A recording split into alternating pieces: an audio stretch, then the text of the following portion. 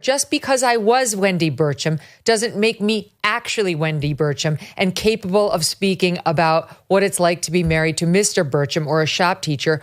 But George Clooney, I realize this isn't the most important news, but it's interesting, is now starring on Broadway in Good Night and Good Luck.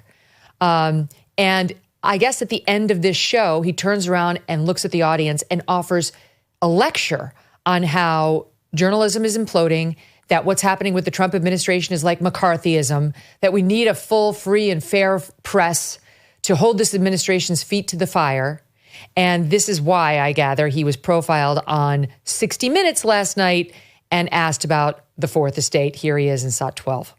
When the other three estates fail, when the judiciary and the executive and the legislative branches fail us, the Fourth Estate has to succeed.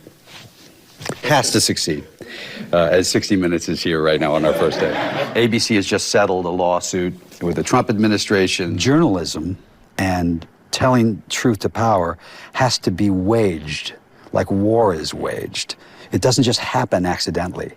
You know, it takes people saying, we're going to do these stories and you're going to have to come after us. And that's the way it is.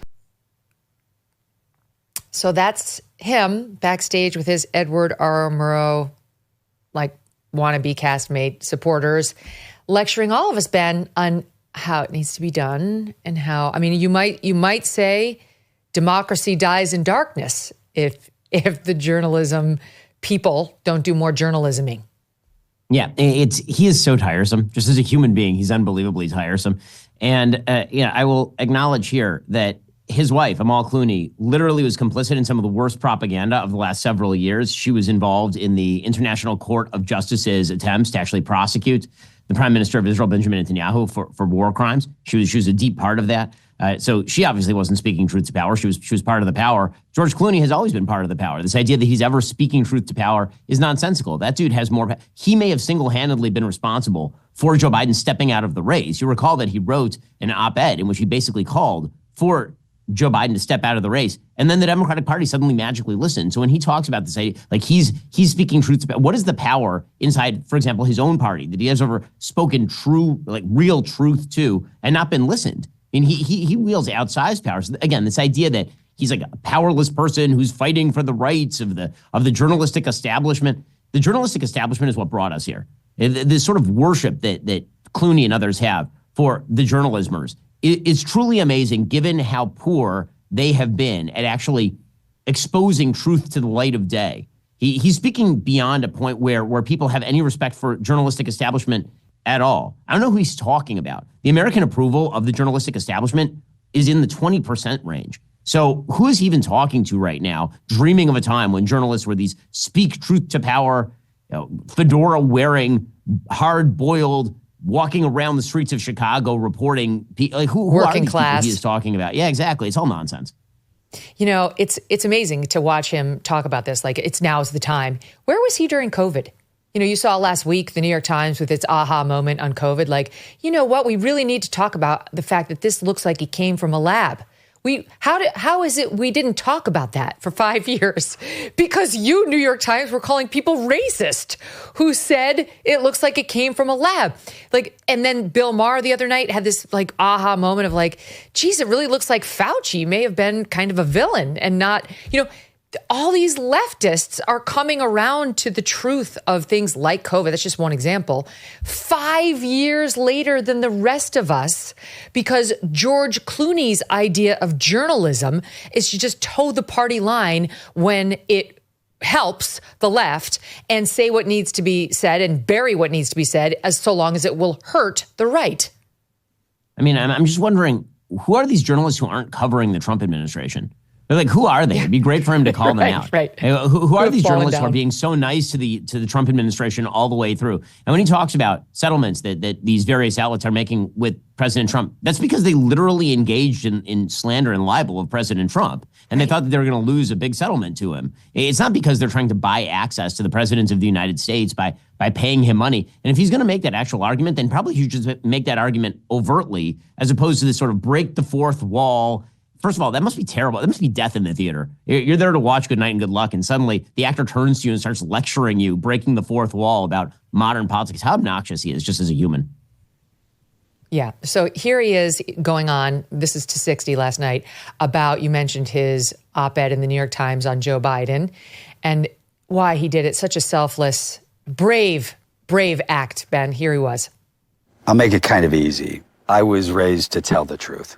I had seen the president up close for this fundraiser, and I was surprised.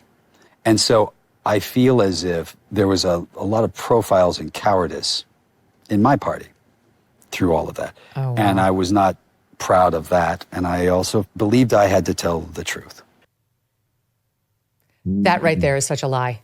It's such a lie, Ben. Let me just give you the dates, okay? That fundraiser where he saw Biden almost falling off the stage, where Obama came out to grab him, was June 15th. The debate was June 27th. So 2 weeks passed. He said nothing. Then you and I both watched that debate, just like all of our listeners and viewers did, and saw the then sitting president completely implode. And it was very clear he had no chance of going forward.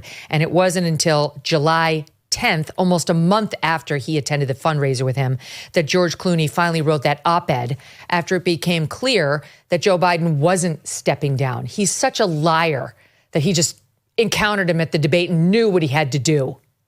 It's especially crap because you remember we all covered Obama and Biden at that particular event. Yes. And that was the footage where Obama literally guided Biden off the stage by the arm. And we all commented on it at the time. We're like, this guy looks like he doesn't know where he is on the stage. It looks like he's being physically guided by the former president of the United States off the stage. That was when the White House started retailing the line that these were all cheap fakes, right? That actually Biden knew exactly where he was and was doing handsprings on the stage. And we had sort of cut out of context all of that. Clooney was there. Clooney was a co-sponsor of that event. And as you say, it's not just that he said nothing. It's that he was there and said nothing for weeks until it became perfectly obvious that Joe Biden was going to absolutely get clobbered by Trump in November. And at that point, that's when he stood. Now, it would have been something if after that event, like the day after, he had said, yeah, I saw him on stage. He looked terrible and we really need to get rid of him. Even that would have been late because the reality is that George Clooney has had access to Joe Biden for several years at this point, and Biden's been ailing. But as you say, the timeline doesn't match up. And again, I don't know why Democrats insist on throwing actors out there to pretend that they are the role that they are playing. Right. George Clooney is not a doctor because he was on ER. And George Clooney is not a journalist because he's in Good Night and Good Luck.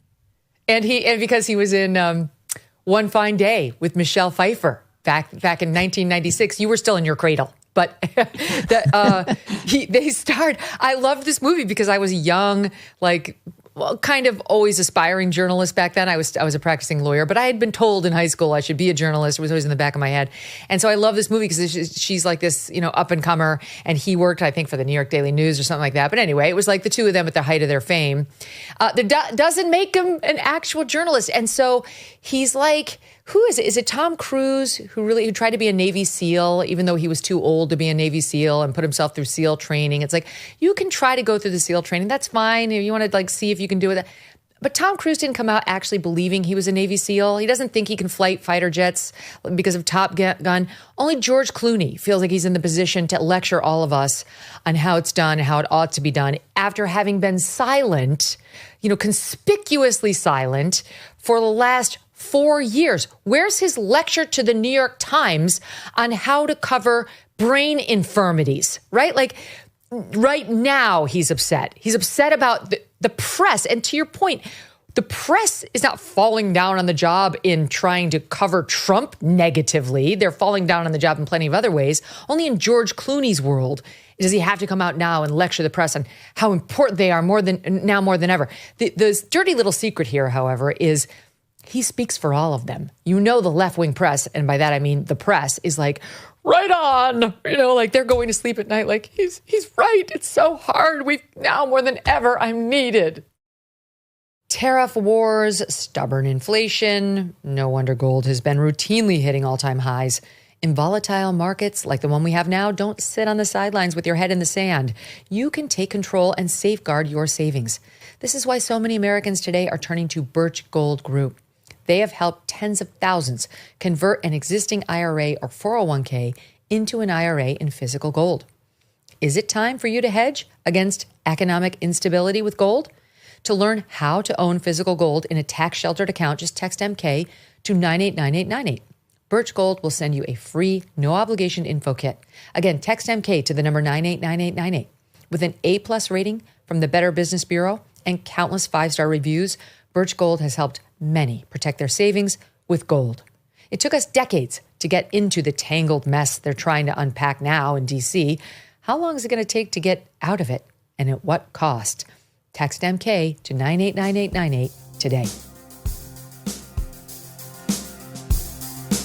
Thanks so much for watching. If you like what you just saw, hit the subscribe button for more clips and full episodes.